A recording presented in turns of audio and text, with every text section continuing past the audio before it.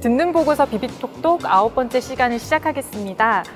저희가 앞에 2시간을 다 균형 발전에 대해서 이제 이야기를 나눴는데요. 오늘은 이제 한국이 아니라 이제 저기 멀리 물 건너 나라인 영국의 지역 격차에 대해서 알아보겠습니다. 국토계획지역연구본부의 전봉경 박사님을 모셨습니다. 박사님 안녕하세요. 예, 안녕하세요. 박사님. 본격적으로 이야기를 나누기 전에 저희가 동영상 하나를 보기로 했잖아요. 한번 볼까요?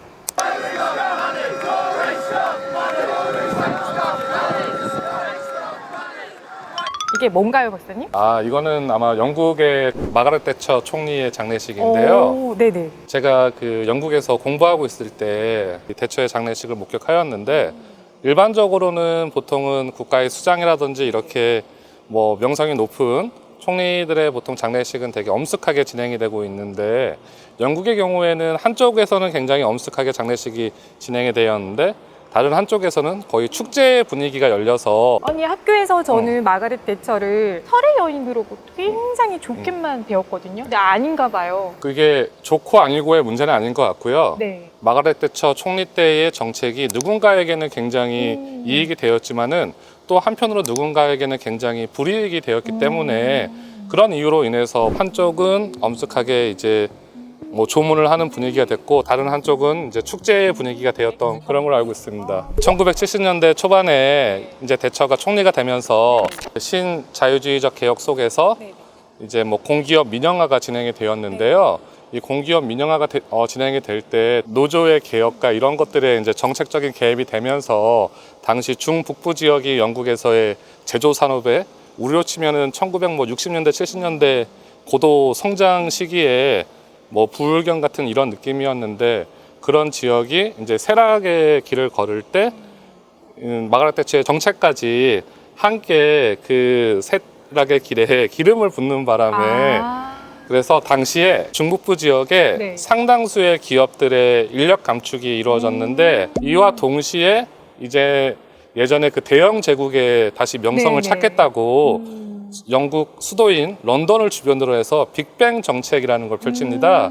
이 빅뱅 정책이라는 거는 이제 금융 서비스에 그 전에 있었던 규제를 좀 완화해서 다시금 금융 산업을 육성하자는 정책인데 이 정책이 이제 동시에 시작이 되면서 기존 제조업 기반의 도시들은 쇠락의 길을 가게 되고 이제 런던과 그 일대에 소위 말하는 수도권으로 볼 수 있을 것 같은데요. 그 남부 지역은 그런 금융 서비스 산업으로 인해서 다시 뭐 성장의 길을 가고 있어서 그래서 저렇게 두 부류로 나뉘는군요. 한쪽은 박사님께서 말씀하신 그 금융의 혜택을 입은 신산업의 그 혜택을 입은 자들이고 한쪽은 마가렛 대처의 정책으로 그 자신의 일자리를 잃은 부류라고 보면 되겠군요. 네, 그래서 80년대를 기점으로 해서 영국의 뭐 런던 정경대 교수가 이런 얘기를 하더라고요. 그 세계화의 낙오자들이 되었다. 중북부 지역은 이제 세계화의 낙오자가 되었고 런던이랑 이 일대의 수도권 지역은 이제 세계화의 승리자가 되면서 영국에서는 80년대부터 남과 북으로 나뉜 두 개의 영국이라는 그런 좀 좋지 않은 명성을 얻게 되었습니다. 그 박사님이 말씀하신 그 남과 북의 그 경계선을 그 레드월 지역이라고 부르는 게 맞나요? 예, 그 레드월 지역이라고 부르는데요. 영국의 노동당의 그 색깔이 빨간색이에요. 그래서 항상 그 지역의 레드월 중북부 지역만 총선을 하면은 빨간색이 다 승리를 해서 그쪽으로 이제 벽을 친다고 해서 레드월이라는 말을 쓰고요. 작년 말에 쓰신 영국의 지역 격차, 브렉시트, 지역 발전 정책 동향 및 시사점이라는 워킹 페이퍼를 보면 레드월 지역 현상이 브렉시트와 굉장히 연관이 있다라고 말씀해 주셨어요. 그런가요?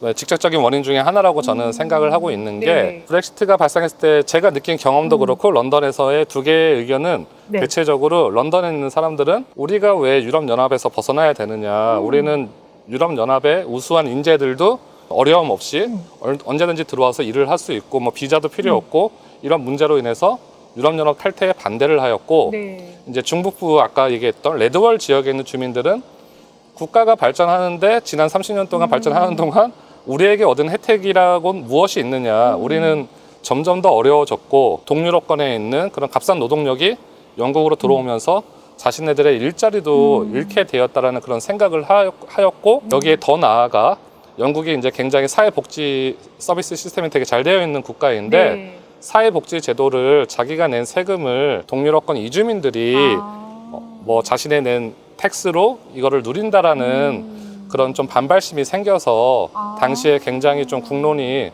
나뉘었던 상황이었습니다. 단순히 그 지역 격차뿐만 아니라 지역의 감정이 이렇게 악화된 줄은 몰랐어요. 박사님의 워킹 페이퍼를 보고 많이 알았는데 말씀하신 걸 조금 이어가 보고 싶어요. 블랙시트와 그 2019년 총선이 굉장히 연관이 되어 있다라고 말씀하셨잖아요. 네. 어떤 건가요? 그러니까 2019년 총선에서 네. 되게 예외적으로 네. 레드월 지역의 그 빨간 깃발이 네. 상당수가 파란색으로 바뀝니다. 아, 원래는 노동당이 네. 우세했던 지역이었는데. 그러니까 우리로 네. 쳐도 우리나라에 네. 뭐 어느 특정 지역에 아. 특정 당을 선호하는 그런 지역이 있듯이 네네. 굉장히 오랜 시간 노동당을 지지하는 그 지역에서 그 파란색으로 보수당으로 바뀌게 된 계기는 아무래도 지난 시간 자신네들은 끊임없이 자신의 정치적인 힘을 거기에 있는 의원들에게 이렇게 계속 보여줬는데 서포팅을 해줬는데 실질적으로 지역 정책에 굉장히 소극적으로 개입을 하였고 아무런 변화가 없다 보니까는 더 이상은 이제 이런 정치인들에 대한 실망감? 반대로 왜 이제 보수당을 지지하게 된 이유는 또 있을까요? 보수당의 총선의 총리 후보가 2명이었는데 네. 한 명은 이제 데이비드 캐머런, 네. 나머지 한 명은 이제 보리스 존슨이었는데 네.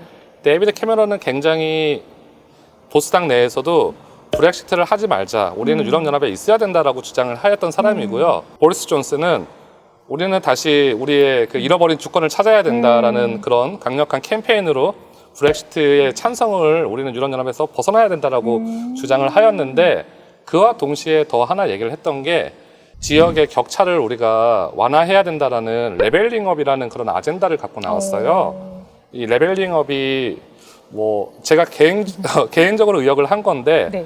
뭐 우리 뭐 게임할 때 그 레벨업 하듯이 이제 어떠한 특정 지역 수준 평균 이하에 있는 지역을 레벨업을 해서 국가 평균까지는 맞춰야 되지 않느냐라는 의미로 레벨링업 아젠다라는 그런 총선 때의 전략을 갖고 나와서 당연히 레드월 지역에 있는 사람들은 지역 격차를 완화한다네 한번 믿어보지 뭐 지난 몇십 년 동안 우리는 이분들한테 노동당을 투표를 네. 했지만은 아무런 혜택도 받지 못하고 국가로부터 소외된 사람이 되었는데 이렇게 강력하게 국가에서 지역 격차 완화를 위한 정책을 펼친다고 하니 찍어봅시다 이런 기조가 좀 흘러서 그럼 2019년 총선에서 보수당이 승리를 했고 레벨링업 정책이 이제 시행이 되겠네요.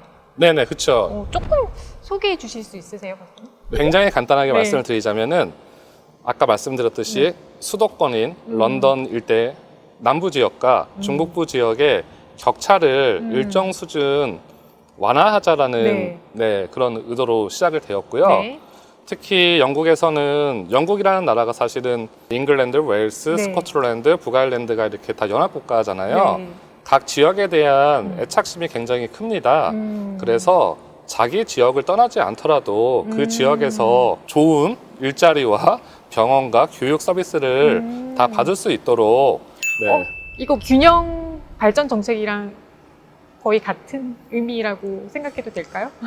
글쎄요, 이게 격차 완화가 결국 궁극적으로 의미하는 게 어느 정도의 균형인데 제가 생각하는 그 또 균형이 정확하게 뭐 50대 50의 그런 균등이냐 아니면 일정 수준의 이제 균형이냐에 따라서 또 약간 정의가 달라질 것 같은데요. 근데 일반적으로는 저는 그거를 일부 학자들은 영국에서도 그거를 밸런스드라고 쓰거든요. 균형 발전이라고 쓰니까는 큰 문제는 없을 거라고 생각을 합니다. 그러면 박사님은 영국에서 유학을 하시면서 선진국인 영국도 지역 격차가 굉장히 크다는 걸 체감하셨을 거 아니에요. 우리나라도 그게 쉽지는 않고 박사님이 생각하시기에는 우리나라에서 균형 발전이 가능할까요? 균형 발전의 정도를 어느 정도 수준으로 보느냐에 따라서 조금 다를 것 같은데요. 일단 뭐 꼭 영국뿐만 아니라 뭐 미국도 그러고 전 세계 어느 나라나 그 지역 간의 격차는 다 분명히 존재를 하고 있습니다.